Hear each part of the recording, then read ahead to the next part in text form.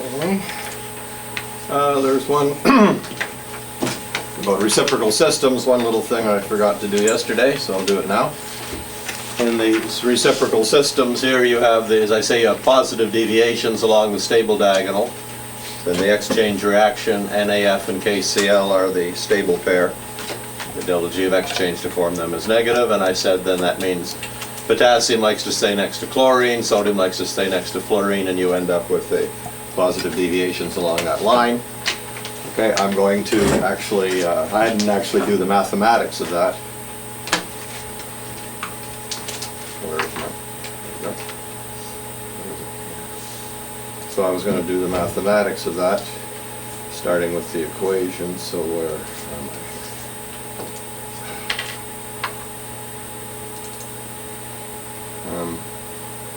So a 21 number.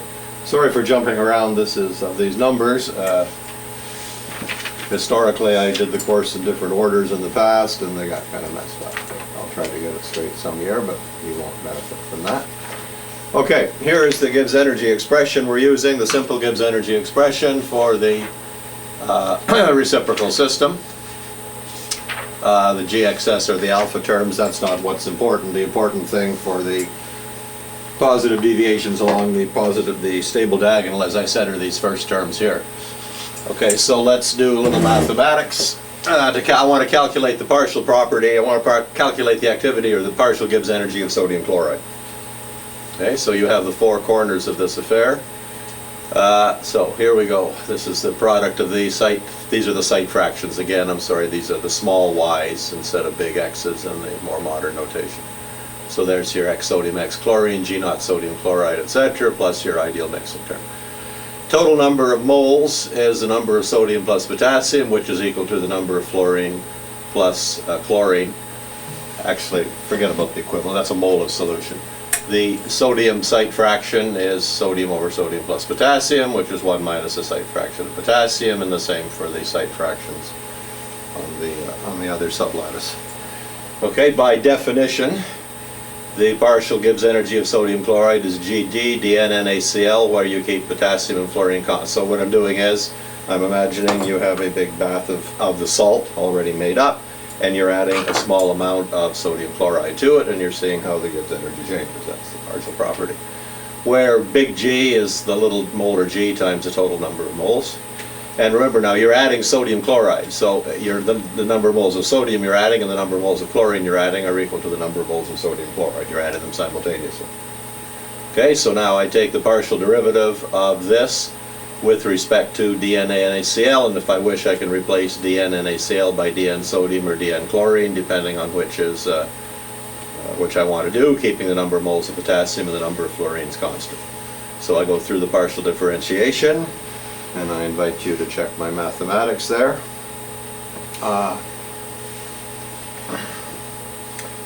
And the G of sodium chloride then is equal to all of this.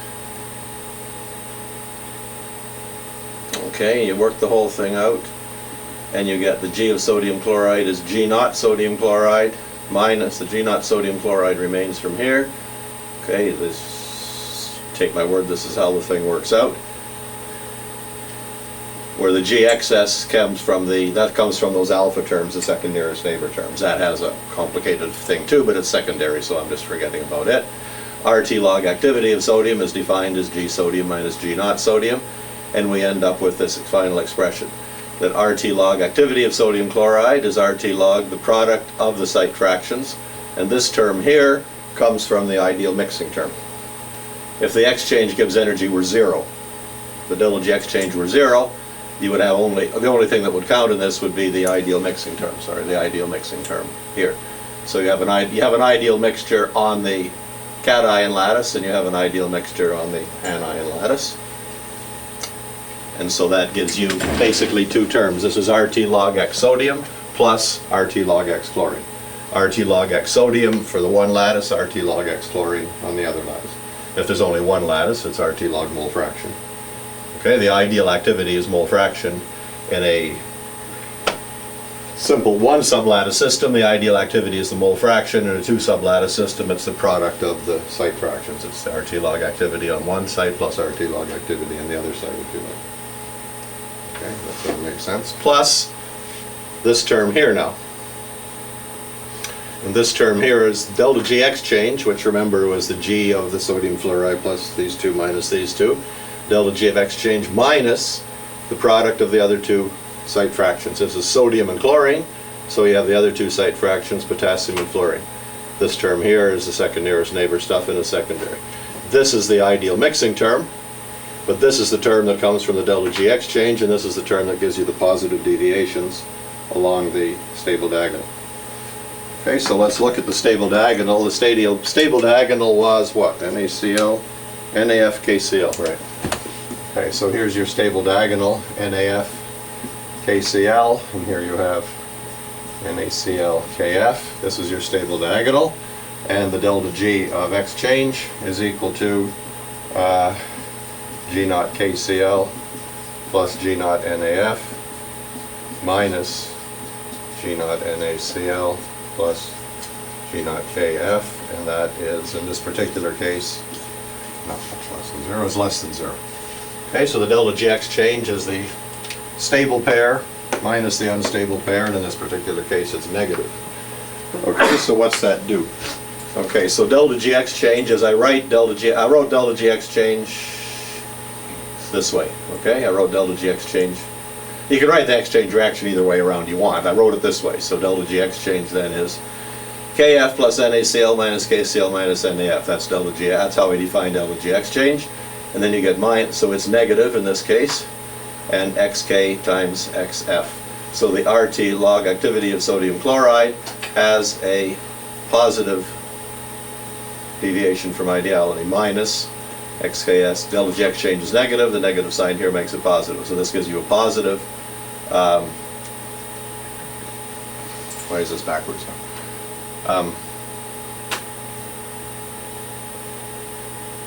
No, I got it back. Sorry.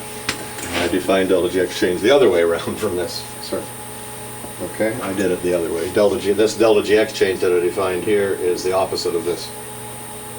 Okay, so delta G exchange, let's just do it. Doesn't matter. You can define delta G exchange either way. It doesn't have to be negative or positive. So delta G exchange then, as I wrote it here, was KF,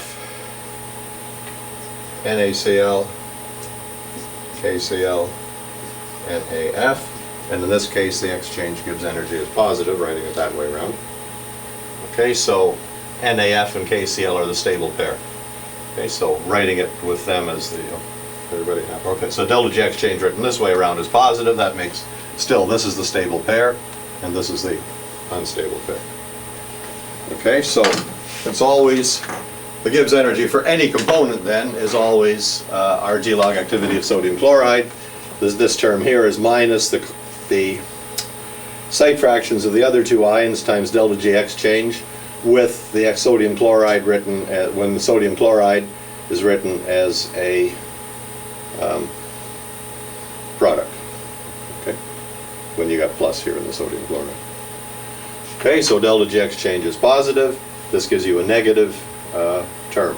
So along the activity of sodium chloride then, as you go along here, has a negative deviation, which gives you tightly spaced liquidus, decreasing quickly. Same thing for KF. If you took RT log activity of KF, this would be minus X sodium X chlorine times delta G exchange, and the same thing. But for the stable pair, if you took this for the activity of KCl, then it would be minus X sodium X fluorine times delta G exchange written the other way around, so that would give you a positive term. Okay. So this term here is negative. This entire term here is negative for the unstable pair, and this entire term here is positive for the stable pair. So for the stable pair, if you write this out for RT log activity of NaF, you're going to get, or KCl, you're going to get positive deviations. So that explains mathematically what we understood happens at the potassium and the chlorine like to stay together, the sodium and fluorine like to stay together because they're on the negative side of the delta G exchange. And what this does, it manifests itself as a positive deviation for the activity of those two components and a negative deviation for the activity of the other two components, giving you a... So that's the mathematics of the whole thing.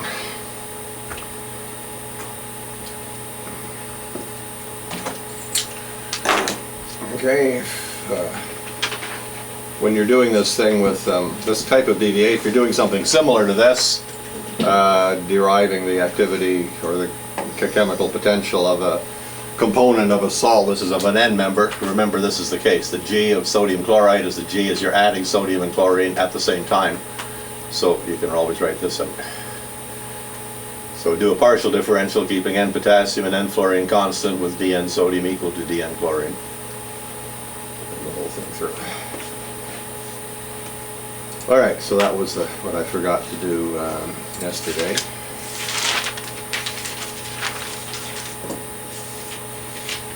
All right, you don't have to flip this up. If you remember back a month or so ago, I talked about reciprocal systems when you did not have charge symmetry. So this is, all right, we talked about this as a reciprocal salt system again, sodium, potassium, sodium, calcium, chlorine, fluorine. And now it's what they call charge asymmetric. The previous system was charge symmetric, everything has the same valence. Now it's everything, all salts have the same formula, AX, in this case AX2. And remember I said that if you want the phase diagram to have straight tie lines, then you have to plot on the axes here, you have to plot what we call equivalent fractions, in which the denominators of the axis variables have to be the same. So this is number of moles. So twice the number of moles of calcium plus the number of moles of sodium is the same thing as the number of fluorine plus the number of chlorine. The number of negative charges is the number of moles of fluorine plus chlorine. The number of positive charges is twice the number of moles of calcium plus sodium. So here we have what we call an equivalent ionic fraction. This is an equivalent site fraction.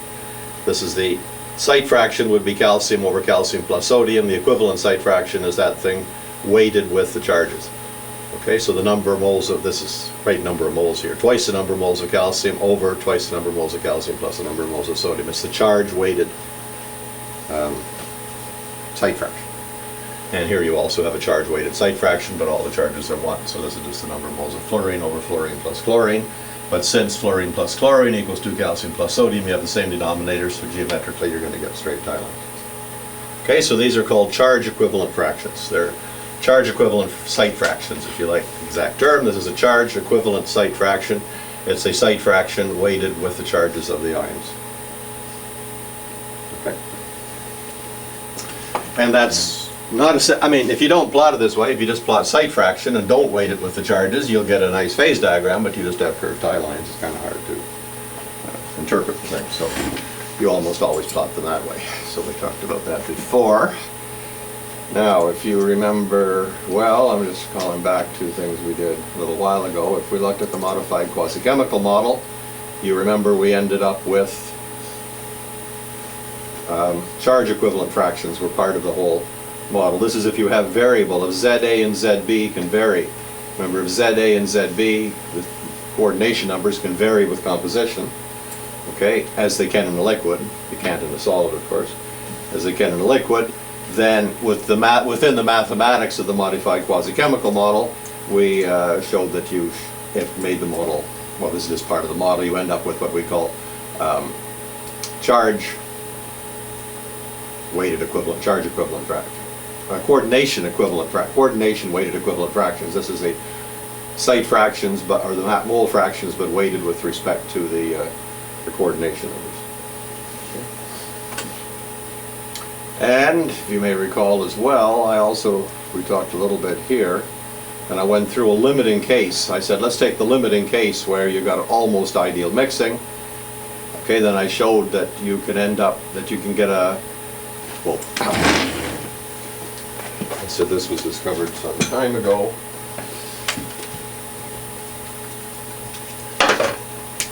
I said, say you have a heat of mixing. This is in a binary system in which the minimum is, say, around 33% B. One way to shift the minimum is to put in a subregular term. Another way, as I said, to shift the minimum is to replace the charge fractions, these mole fractions, by equivalent fractions. Okay, so in this case I express delta H as omega times YA YB, or in this case YA is defined as, well, let's say in this particular case ZB is 2ZA, okay, if I want to have the minimum. If the minimum is shifted to 33% because of short range ordering, if the minimum is shifted to 33% because of short range ordering, it's because ZB is equal to 2ZA. This is the A2B composition. Now, the right way to handle that is to use the modified quasi-chemical model, but if you want to stay with the polynomial model and still shift your minimum over to 33%, another way of doing it is to replace the mole fractions in the regular solution, or the, let's call this the alpha function, to replace your, normally in the alpha function, the regular solution theory, you'd have XA, XB.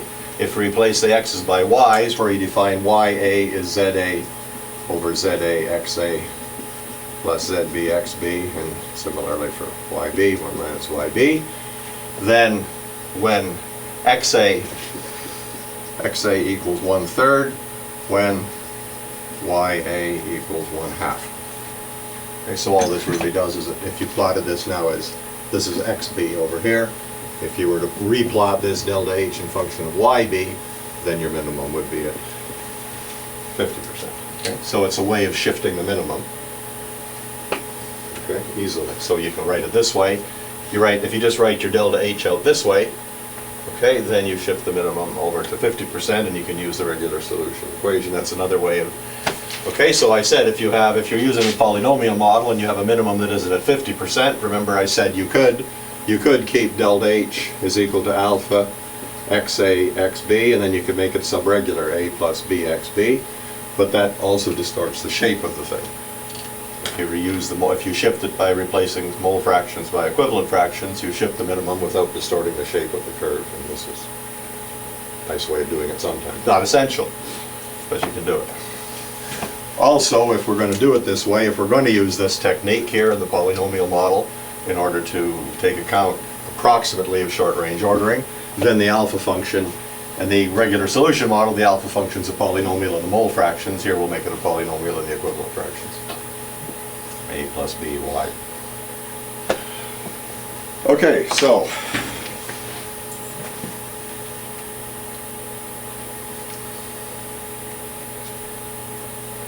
now this is what we tend to do when we're treating molten salts. Okay, so now I'm coming to the main point. Yesterday I talked about, I gave the example of the compound energy formalism. When you had solids, or when you have a fixed ratio, the number of sites on one sublattice to the number of sites on the other sublattice is constant. But in a molten salt, the number of sites on one sublattice to the other can vary with composition. And the way we take account of that variation with composition is basically by replacing mole fractions with equivalent fractions just about everywhere.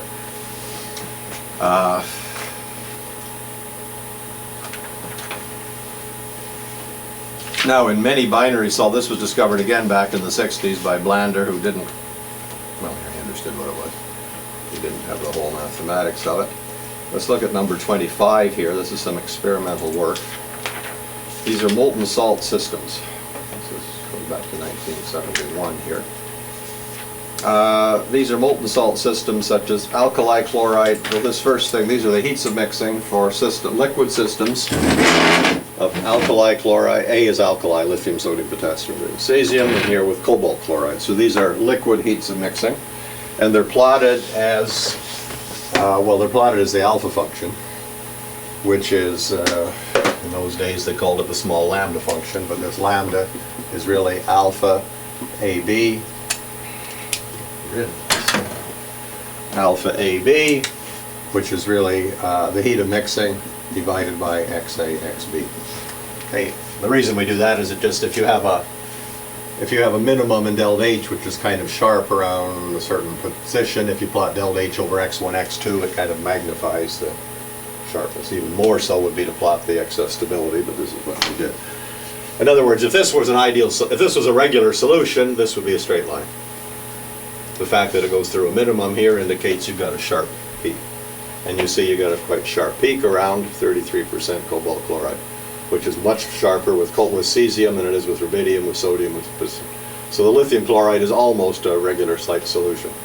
Almost. The solid lines are experimental. Almost a regular solution as you move across here. If this is a constant, it's a regular solution. It's say A plus BX, so it's most like a subregular solution. In other words, lithium chloride, cobalt chloride, there's hardly any short-range ordering.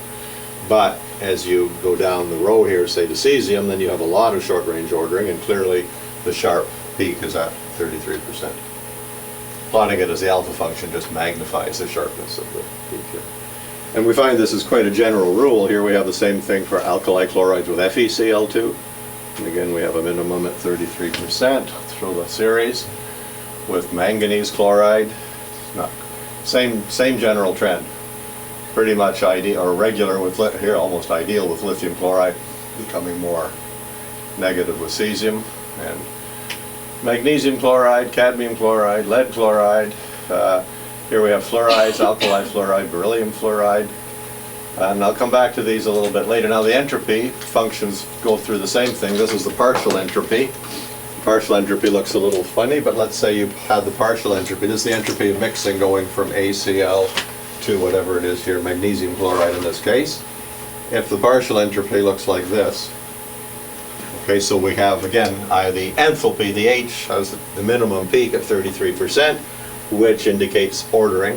The entropy then we expect to look like this. So what does the partial entropy? Remember the partial entropy, if you take it any composition, if you take a tangent, then this point here is the partial entropy of ACl. So imagine now you're rotating the tangent around, and this intercept point here will go, as you're rotating around this way, it'll go up, drop down, go back up again, so it'll have exactly this shape. It goes up, then comes winging back down, and then starts to go up again. So this is the experimental partial entropies. Okay, so everything here shows that you have minimum. Later on in the course, I'm going to spend a whole lecture talking about specific molten salts. This isn't just salts, alkali chloride with MgCl2. There's many salts that exhibit this sort of thing. Now what we notice is these are common anion systems. They all have chlorine. So now the minimum here at 33% is at the point where this is the minimum of the charge equivalent fraction. So if you plot Y of cobalt chloride equals the number of moles of cobalt over the number of cobalt plus the number of moles of alkali, and we weight it by the charge. The cobalt's a divalent ion.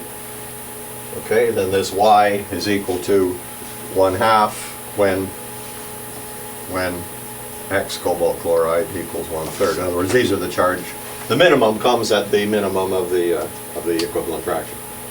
Okay, so what Blander then said was, well, if we want to make these easier to fit and shift them all over, let's replace everywhere. Let's just simply replace the.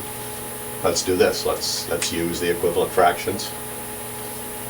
Let's use the equivalent fractions instead of the mole fractions. That will then, if we then plot equivalent fraction here, and this is the alpha function defined this way, this will shift the whole minimum over to 50% without distorting the curve, and that's generally then what happened is that in molten salt chemistry, people tended to go along, and in molten salt chemistry, in the binary systems, you're replacing, instead of using the mole fractions, we tend to use the charge equivalent fractions. It doesn't matter even if a system like lithium chloride, there's not much short-range ordering, but it doesn't matter. You can still use the charge equivalent fraction and it will still fit the thing. So generally in molten salts, this is what we do. Things tend to be weighted by the charge equivalent fractions because of the observation that there's no reason why the minimum here should occur at the ratio of the charges. The minimum occurs at 33%, which is the ratio of the charge on magnesium over magnesium plus 8. There's no reason why thermodynamic reason why your minimum should come at the ratio of the charges. It just is observed that that very frequently happens. I'll talk later in the course about why that happens. But it basically is because well, these we're talking now, remember this is the second nearest neighbor. The chlorines are the same, so any ordering is a second nearest neighbor ordering. Okay, every A is surrounded by chlorine, every cobalt is surrounded by chlorine. The ordering is on the cation sublattice. And what you've got is you tend to have a cobalt ion, and it tends to be, well, it's surrounded by chlorine ions, 4 of them roughly, and then in the next coordination shell out here, you're going to have positive ions, and these tend to be the alkali ions. So you have a cobalt ion, you have a central cobalt ion, then you have a ring of chlorines, then you have the next positive coordination shell, and this is mainly cations. Okay, in other words, on the second nearest neighbor, these are then alkalis, and these the cobalt A second nearest neighbors are favored. A cobalt tends to have as second nearest neighbors the alkalis around it. Okay, so you would take cobalt, second nearest neighbor pair, plus alkali, second nearest neighbor pair, gives you 2 cobalt A second nearest neighbor pairs. The delta G is negative for this reaction. So in other words, cobalt A second nearest neighbor pairs are favored, which is ordering on the cation sublattice at a ratio where Z cobalt over Z A equals 2. And that's just what is observed. And the coordination, so that the ratio of the coordinates, the reason you have the minimum at 33% is because the coordination numbers for the ordering are in the ratio of 2 to 1. But this happens to be equal to the ratio of the charges. Q's the charge of the electrical charge on the alkali. So the ratio, maybe fortuitously or not quite, we'll talk later, but the ratio of the coordination numbers is the same as the ratio of the charges. So in this particular case, the coordination equivalent fractions are the same as the charge equivalent fractions. If you weight the mole fraction with respect to the charges, 2 to 1, it's the same as you're doing it with respect to the Z's. All right. So it's not necessary to use these equivalent fractions, but these now are in the binary systems, and these are the binary systems around the edge of the reciprocal system.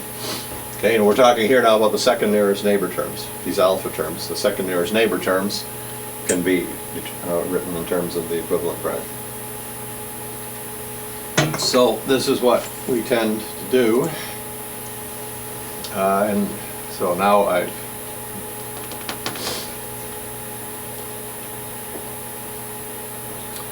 all right, so now I'm going to go, I'll be coming back to that slide and talk more about the actual chemistry of molten salts and why that should be at Z cobalt. Just to give you a little flavor of what we're talking about, every cobalt seems to be surrounded by 4 chlorines, and this entire thing here, in another way of treating the same model, could be considered to be a complex ion. This is the Cl4 minus anion. It's another way of looking at it. But we'll talk about that later. In this quasi-chemical model, we're not explicitly treating this as an ion. We're not saying there's a complex anion, COCl4. We're saying that cobalt A second nearest neighbors are preferred, with 4 chlorines in between, which comes out to the same sort of thing. We'll talk about that more later. Anyway, what it is in the molten salt binary systems, where you have a common ion, like alkali chloride, magnesium chloride, alkali fluoride, calcium fluoride, the edges of the reciprocal square, where you're doing things in terms of second nearest neighbors, we're going to use equivalent fractions rather than mole fractions. All right, so let's go to 24. 24. Now here I'm giving an example of a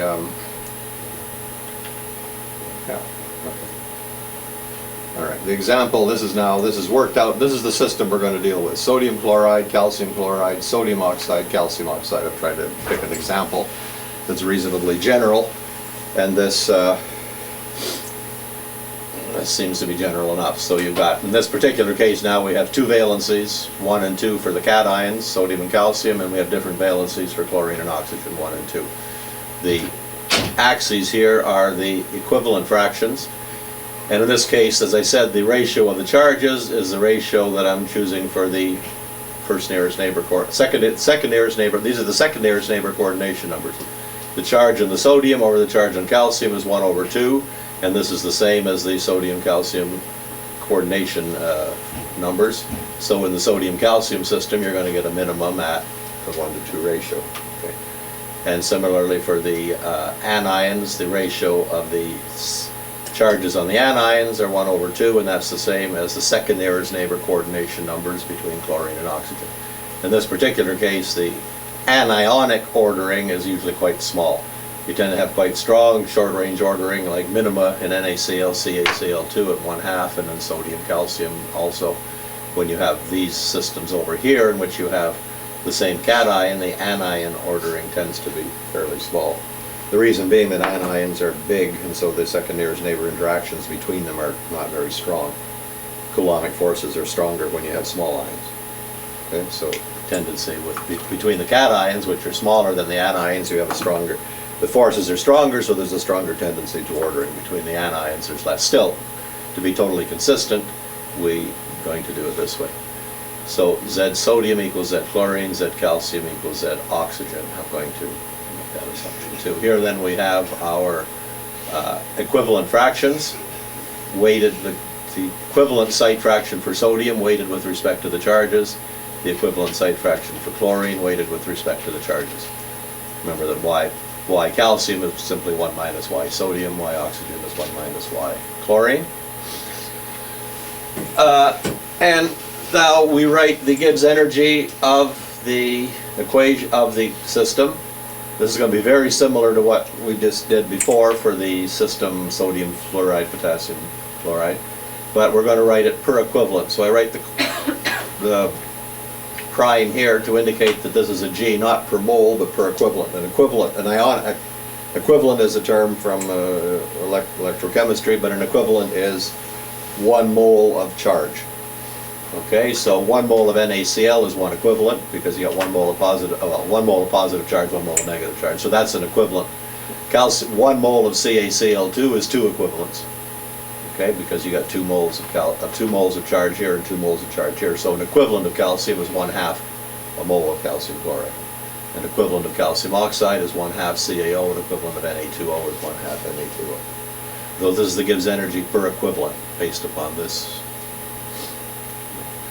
And remember before, what we did in the early, when we had sodium fluoride here, we simply, the Gibbs energies of the end members were weighted with respect to the product of the site fractions, X sodium, X chlorine, G naught sodium chloride. Now we weight them with respect to the equivalent fractions. And these are now the G naughts per equivalent. So you don't write G naught sodium oxide, you write G naught of 1/2 sodium oxide. Okay, so these are the Gibbs energies per equivalent, and these are the equivalent fractions. You see that if all the charges were the same, then the Y's would equal the X's, and this would reduce exactly to the previous expression. What's important here is that the mixing terms, however, the ideal mixing terms are still in terms of the site fractions. They're not in terms of the equivalent fractions. You're still mixing sodium and calcium randomly on the anion sites, and you're mixing chlorine and oxygen randomly on the anion sites. Okay, so this is RT, XA log XA plus. You do not put equivalent fractions in here. Okay, there is some model which was called the surrounded atom model years ago coming out of Marseille, and you still see this, in which they did this, and then not quite understanding what they're doing, they put equivalent fractions in here as well, and this gives you wrong stuff. There's no reason for this. This all has to do with second nearest neighbor ordering. Okay, even though the thing's second nearest or whatever, you're still going to have a random mixture of sodium and calcium on the cation sites and the chlorine and oxygen anions. So these are X's, not Y's. What is this term in here? This is simply because this term, without that term, this is the Gibbs energy of mixing per mole. But you want this to be per equivalent. So this is the number of equivalents per mole. Okay, 1 mole has 2X calcium plus X sodium equivalents in it, or 1X chlorine plus 2X. Okay, 1 mole of calcium contains 2 equivalents of calcium. 1 mole of sodium contains 2. Okay, so this is simply Without this term, you would have the Gibbs energy of mixing per mole of cations. By dividing by this, you get a per equivalent of cations. Okay. And the same thing here, per equivalent of anions, noting that this denominator and this denominator are the same thing. Okay. And then, now, these are the second nearest neighbor terms. Okay, now remember now for the ABX system, in the old version this would be x's, xa, xb, xx times alpha. Now it's ya, yb, yx times alpha, meaning that in the binary system, so this is the alpha for the AX, BX system. Okay, so in the AX, BX system, your term is ya, yb times alpha, which is what we did here with Lander way of doing it. So every binary system, the excess terms are being now in terms of the y's. So in the, if A and B are, say, well, sodium and calcium, okay, then we're saying in the sodium chloride, calcium chloride system, the excess Gibbs energy is equal to the product of the equivalent fractions times an alpha function, which is what I said, that'll shift in this system, this will shift the minimum here in this system now. The minimum of the excess Gibbs energy in this binary system will be at 50% of these coordinates. Okay, so it's just exactly the same as before. All the y's here, all the x's here are replaced by y's, all the g's are replaced by g per equivalent. Here the x's remain x's, but you're dividing by the equivalents per mole. Here all the x's are replaced by y's. And just to be consistent, when we write out the big lambda term, as before, the approximate correction for first nearest neighbor short range ordering, we put the y's in here as well. Maybe notice that this z, by the way, is the first nearest neighbor coordination number. The z's we're talking about up here are the second nearest neighbor coordination numbers. Although here the absolute values don't matter, all you care about is the ratio. Okay, so here for this particular system then, the delta, we also now write the delta GX change per equivalent. Everything is per equivalent. So this is per equivalent, equivalent of this plus an equivalent of this. You need to do that anyway for mass balance, for charge balance, or mass balance as well. As I said, note before that that is equal to that. Why do we have YA, YX here? What is the logic for saying Y? Remember in the old, when we just had in the single valence sodium fluoride, this was X sodium X chlorine. X sodium X chlorine was the probability in a random mixture of finding a sodium and chlorine nearest neighbor pair. So we weight the G0 sodium chloride with the probability of finding them as nearest neighbors. When you have variable coordination numbers, it's the same thing. When you have variable coordination numbers, then Y sodium Y chlorine is the probability of finding a first nearest neighbor pair. I went through this before in the handout number 17, but it's the same thing, and I'll just repeat it. In one equivalent of solution, the total number of nearest neighbor bonds emanating from a calcium is Z sodium and calcium, and similarly for the other ions. Hence, the probability that a pair bond is a calcium-chlorine bond is, okay, this time the probability of having the number of calcium bonds, number of bonds emanating from a calcium times the number of bonds emanating from a chlorine, which is this ratio divided by the total number of bonds. This is the fraction of the total bonds emanating from that emanate from a calcium. This is the total number of bonds emanating from cations that emanate from calciums. This is the total number of bonds emanating from anions that emanate from chlorine. And it's the product of the... So it makes sense physically that you should replace the x's here by the y's. The reason you replace the x's by the y's here, for this reason, this physical reason. You replace the x's by the y's here because, as I said, the observation that in all of these binary systems, like sodium chloride, you tend to have a minimum around the ratio of the equivalent fractions. Okay, so that's the equation we use. Now, if all the x's equal the y's, then this equation reduces exactly to the, okay, so this is the more general equation.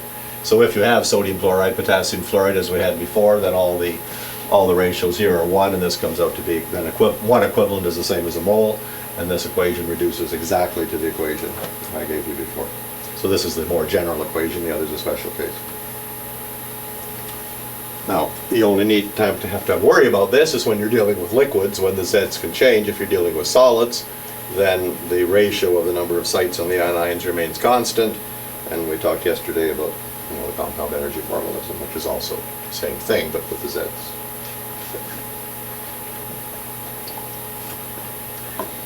And happily, this kind of whole thing works out this way, that it would appear that physically it's better to use the equivalent fractions than the mole fractions. And happily, this coincides with what I'd said before, that if you want your tie lines to be straight, you have to use equivalent fractions anyway. And luckily, the charge equivalent fractions and the site equivalent fractions in molten salts are more or less the same. It's the same ratio for physical reasons, so everything kind of works out nicely. And this is all built into fact stage. So in fact stage, if you do use a liquid and you have different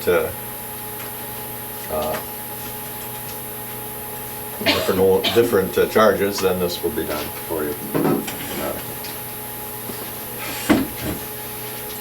Let's look at a binary subsystem. So let's just take, just to prove that everything works out right, let's take this binary, this system here, this equation, and we'll apply it to the sodium chloride, calcium chloride binary subsystem, which is like those experimental data I showed you before with alkali chloride, calcium chloride, expecting the minimum around 33%. So let's just take this expression here, and what we'll do is then that y of oxygen will be 0, because we're in this binary system, so the y of oxygen will be 0, and the y of calcium then is simply the mole fraction, or the equivalent fraction of calcium chloride in this binary, and y of sodium is the equivalent fraction of sodium chloride in this binary. And we make those substitutions into this equation, and we end up that so for the system NaCl CaCl2, or if we're talking about or NaCl 1/2 CaCl2, the G prime per equivalent is then making the substitutions, y sodium G naught sodium plus y calcium G naught of 1/2 calcium chloride, etc. That's what you get. Okay, this big lambda term here drops out, of course. That's always 0 in the binaries. All right, plus y sodium. So there we have. So this is the expression then that we're using for the binary systems. Okay, we're saying G prime, we're doing it per equivalent, is the equivalent fractions here now rather than the mole fractions. Remember now, this is all in this binary system. You have the anion sites are all occupied by chlorine, so we're only talking about mixing on the one sublattice, and this term here is second nearest neighbor interactions on the cation sublattice. So you see, this is G prime per equivalent, as y sodium replaces the x's, you replace them by the y of sodium, y sodium chloride, same thing, plus RT. This is your mixing term. Again, this is has to be to convert from a per equivalent. And this is, like I said, the alpha function is weighted with respect now to the equivalent fractions, because that's what you get. If you wanted to convert this per mole, this keeps that. Now, just to look at what does it look like per mole, if you multiply this then by this, you end up with then these become mole fractions. This becomes the mole fraction mixture, and this term, you simply multiply everything by 2x sodium plus xNa, which is the number of equivalents per mole. This is the number of equivalents in a mole, so if we want to change it to G per mole, we simply multiply G prime by 2x calcium plus x sodium, and if you do that, you end up with x sodium here, x calcium here. This is simply your ideal mixing term, and this equivalent term is simply now multiplied by. Alright, so that's what is used for the, that's how we do the molten salts. And this all reduces back, if all the charges are the same, it reduces back to the previous. So this is just the more general equation which we can use for liquid salt solutions, and it always basically gives you better fits, and so this is what we do.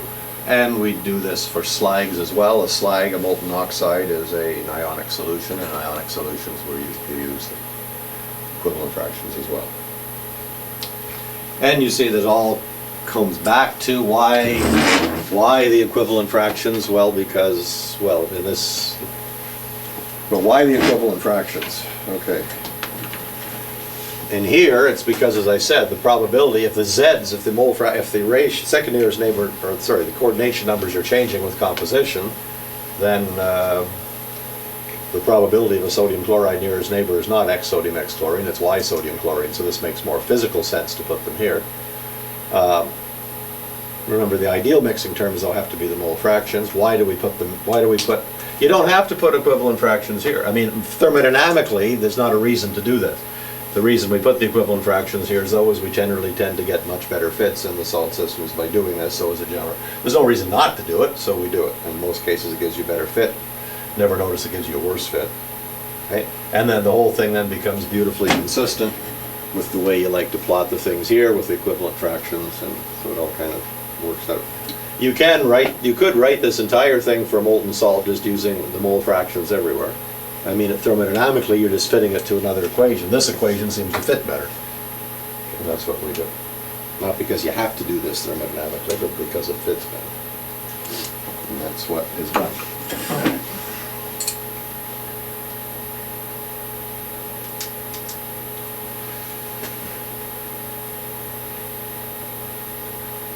Okay, so, and that's what's done in all the examples that you'll see. And I showed you a bunch of examples somewhere.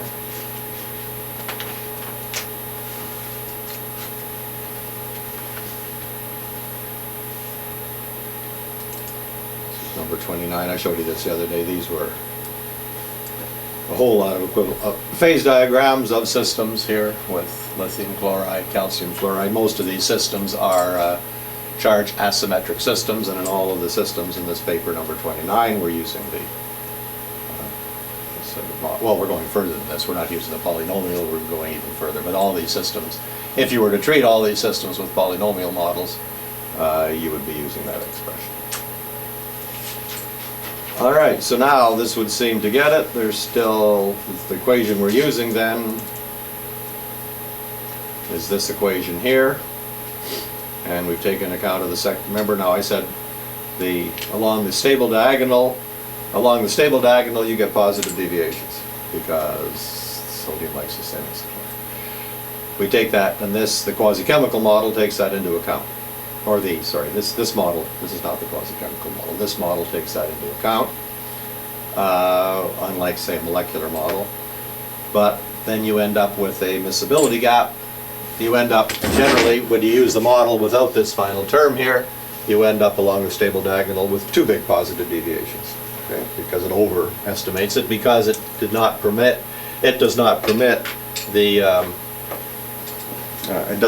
some first nearest neighbor short range ordering. In actual fact, along the stable pair, which is I think here, calcium takes to stay next to chlorine, sodium likes to stay next to oxygen, so you actually get first nearest neighbor anion cation ordering. Short range ordering, and we approximately took that into account by this little Taylor expansion, and we ended up with this term here, which was negative, and that brings down the miscibility gap to make it smaller. Okay, we're still not there though, and I showed you this one example. I showed you this nice example here. I said, okay, this was the experimental and the calculated, and they come out very nicely using that equation. If you don't put in that big lambda term, that final term, then you get positive deviations are too big, but if you put in the lambda term, it comes back down. That's okay in this system here, where your positive deviations aren't too big. However, and we had 2 or 3 systems like this, which we were worked on a while ago, years ago, and then, I want to take a break in a second, we found that, however, we weren't there yet, because let's take systems, which are, let's take an example here. Here was the example of things that work, the one I just showed you. Here's an example where it doesn't work.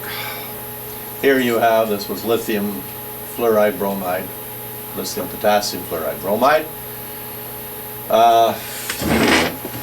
So lithium and potassium are 2 apart, lithium, sodium, potassium on the periodic table. Fluorine and bromine are 2 apart, so you expect the further they get apart, the bigger the deviations. Experimental diagram along the stable diagonal shows a miscibility gap, positive deviations. If you do that without the big lambda term, you get too big a gap. You put in the big lambda term, and what you get is the gap, you get 2 gaps. This is what we get using the equation I just showed you with the lambda term. Okay, you see that this end, okay, I didn't show the gap. If you actually did this without the lambda term, the gap is like huge. It comes out like this. So now this end is pretty close down to this end, and this end down here is pretty close here, but in the middle, you made it too negative. That term, that big lambda term is negative, gives energy, and it stabilizes the liquid. It seems to be not too bad at the ends, but in the middle, we've overdone. And this obviously is not good. Okay, and this is just a general rule. Then we found that with that equation, when you started to get larger exchange Gibbs energies to the point where you started to get miscibility gaps, the big lambda term overdid the thing in the middle. There's other examples here as well. Here we go. This is the experimental diagram. This is lithium, bromine, fluorine, bromine. Remember, lithium and rubidium are now even further apart on the alkali series. Experimental miscibility gap. Without the big lambda term, the thing was like gigantic. With the big lambda term, not so bad at either end. And in the middle, once again, you've overdone it. And all this was just a general rule. Okay, and we tried to figure out what is going on now. Okay, and stay tuned in 10 minutes and I'll show you what's going on.